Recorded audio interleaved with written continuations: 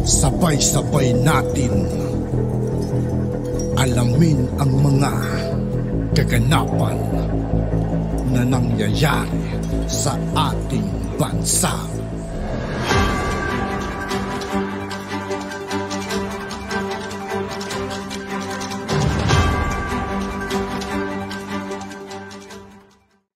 Yo, what's up mga kaibigan? This is I2K po again. Ngayon nandito naman ulit tayo sa channel ni Philippines Trending News. Dito naman ulit tayo magbibigay ng komento at reaksyon. Kaya samahan nyo ko guys. Let's go! Respeto ang gusto mong pag-usapan, hindi yan personal sa ating dalawa. Bigyan ninyo na respeto yung Kongreso na nag-appropriate ng budget. Usapang respeto mga kaibigan, ano? Si Risa Hontiveros ang lumalabas dito na walang respeto sa ating mahal na VP Inday Sara. Di ba? Ang lakas ng loob ng bigkasin ang respeto, no? Samantalang siya yung walang respeto sa ating mahal na Vice Presidente. Di ba? Dapat galangin naman sa nila. Pakon yan, Vice President yan. Tapos babatikusin lang nila, hahanapan lang nila ng butas. Ng kung ano-ano, para bumango sila. Hindi nila alam habang sinisira nila ang ating mahal na Vice Presidente, mga kaibigan. Imahe lang din nila ang sinisira nila. Yun ang katotohanan dyan. Kaya kahit anong mangyari mga kaibigan, sa susunod na eleksyon, huwag nyo na hong iboboto to. Risa Hontiveros, huwag na. Higit sa amin, bigyan nyo na respeto yung mamamayan na nagbabayad ng buwis na ginagamit ninyo. Alam mo, Risa Hontiveros, matagal ko na ito sinabi, paulit-ulit ka eh. No? Kung ano-anong drama mo eh. Drama lang yan eh. Wala namang kahulugan yung mga pinagsabi mo eh. Taig mo pa si Lenny. Trabaho lang, walang drama. At kung respeto gusto mong pag-usapan, hindi yan personal sa atin dalawa. Ano pagkakaiba mo kay Lenny na bubuwagin mo ang pader, sisirain mo, dinilasin mo. Nakakabuisit na kayo. Wala kayong katotoran. Magsalita kayo ng normal. Trabaho lang, walang drama. Respeto gusto mo? Personal ba yan? Huwag natin pag-usapan sa atin dalawa. Respeto natin yung Kongreso. Respeto natin yung mamamayan. Ang hindi nyo nire-respeto, yung boto ng 32 million kay VP Sara Duterte. No? Binoto namin yan bilang Vice President. Susunod kami dyan. Kayo hindi. Hindi kayo sumusunod eh. Okay. Speaking, ito po ang mga sinabi niya sa interview niya kay anong pangalan nun, magandang babae sa ABS-CBN, Karen Davila. Ayan, si Karen Davila. Ang tanong ni Karen Davila, do you think there is technical malversation committed by the Office of the Vice President because of this confidential fund? Hindi naman ganyan-ganyan yung pagkakatanong. Yan lang yung natandaan natin. Ito po ang sagot ni Risa Hontiveros. Tinype ko na rin para babasahin ko. Well, I'm not sure with technical malversation because there is technical requirements to prove that. Simple yung tanong, Sa tingin mo ba nag-commit ng technical malversation yung Office of the Vice President? I'm not sure. Hindi ka sure? Itong buong panahon na binabanatan mo, hindi ka sure? Eto pa. Hindi pala sila sigurado mga kaibigan, pero kung makapaghusga sila o makapag-judge sila sa ating mahal na VP Sara, kala mo sure na, no? Ang titigas ng mukha ng mga to. Diba? Hindi siya sure kung nakakommit o hindi. Pero kung meron pa yan mga kaibigan, maybe. magsalita ka, ano ba yung mga sinabi mo nun? Balikan mo lang yung mga sinabi mo. Sinabi mo na lumalabag sa saligang batas. Kaya lang tignan lang natin may mga sinabi ka nung mga ilang panahon na yan ay labag sa saligang batas. Di ba? Yung pagka-transfer. Ngayon, hindi ka na sure?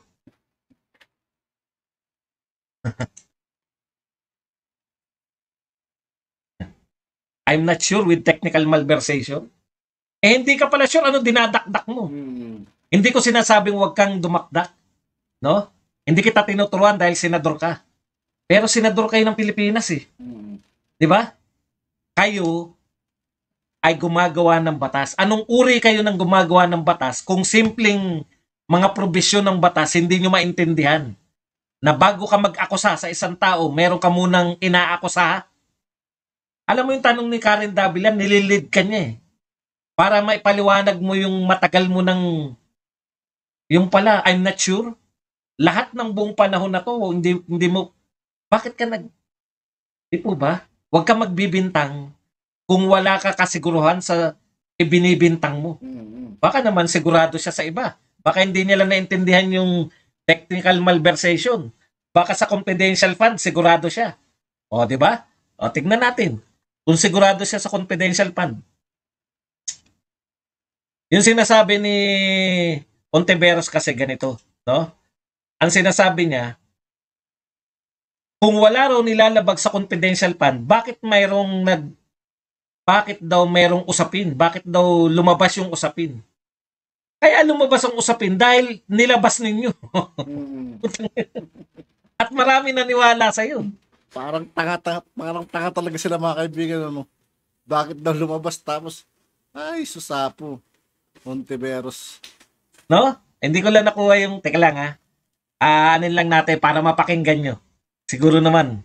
At up to this point in time, bilang isang mambabatas at bilang isang mamamayan, they have not been completely forthright about these confidential funds. What's apparent to me at up to isang mambabatas at bilang isang mamamayan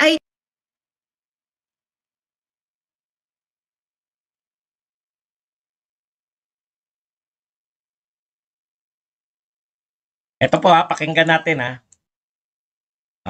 Pakinggan po natin. they have not been completely forthright about these confidential funds. Kasi bakit may lumitaw, nakatawag pansin sa ating mga mata, na hindi nila maipaliwanag kaagad ng klaro. Ang dami pang patutsada nga tungkol sa drama, tungkol sa respect. Simpleng usapin ito and what is being asked for is plain and simple accountability. Paulit-ulit lang siya rin no? Accountability, hindi raw maipaliwanag. Ano po ba kasi yung gusto nyong ipaliwanag? Paulit-ulit din tayo nagpapaliwanag. Paulit-ulit po rin natin sinasabi na naipaliwanag na eh. Di ba?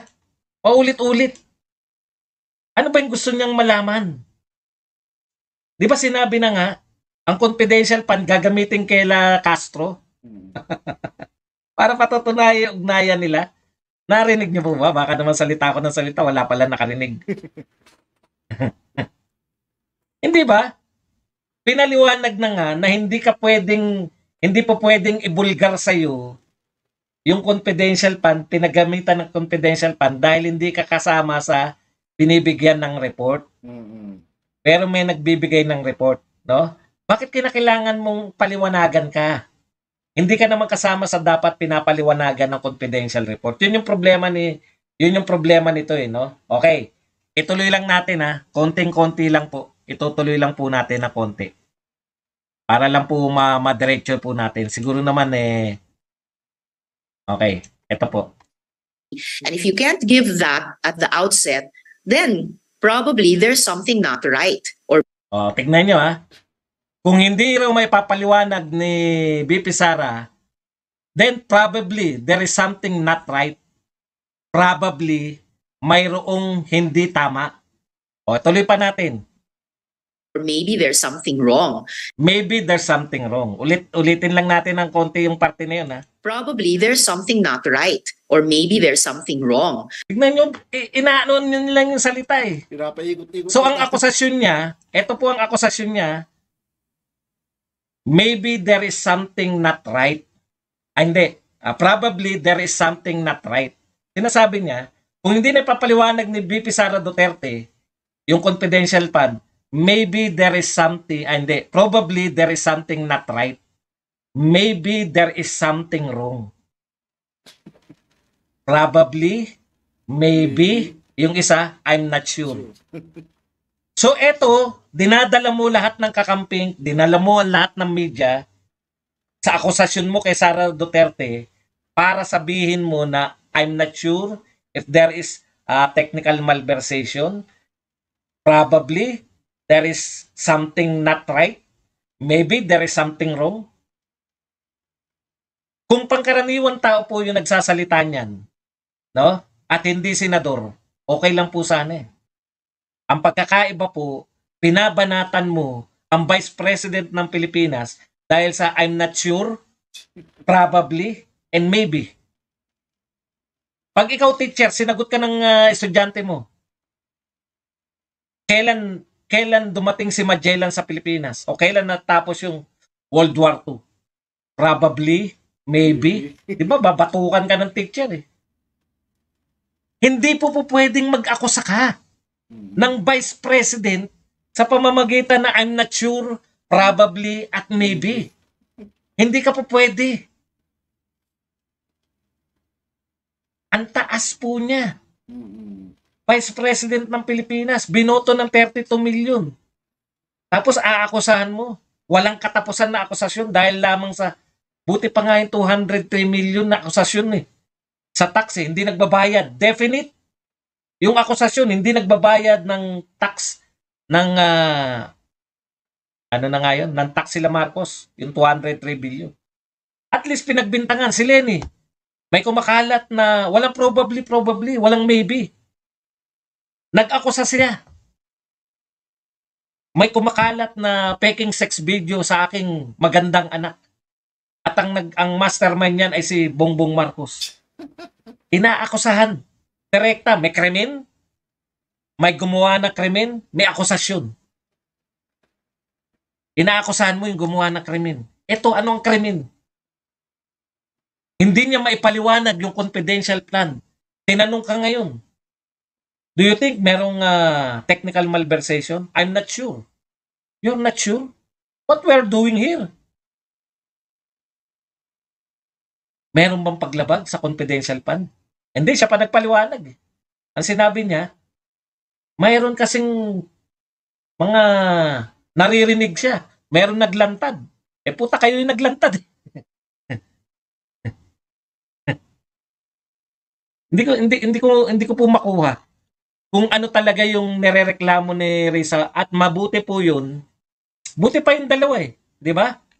Sumuko na si Brosas eh. Ano sabi ni Brosas? Wala kaming ebidensya. Pero dapat patunayan ni VP Sara. The burden of proof ay nasa kanya. Ito matindi. Probably there is something not right. Maybe there is something wrong. Ak ng pupa. Probably, maybe, I'm not sure. Yan po ang akusasyon ni Risa Hontiveros sa pangalawa sa pinakamataas na pinuno ng ating pamahalaan. Senador po yan, ha? Ano po ang trabaho ng senador? Gumagawa ng batas. Ganyan kayo mag-akusa? Kayong mga senador? Mga gumagawa ng... At yun nga po mga kaibigan, dito po nagtatapos ang ating reaction video. Muli ako po si I2K ng Sundalo ng Dunggalo at 811. Maraming salamat sa patuloy na pagsuporta. Yeah, peace out.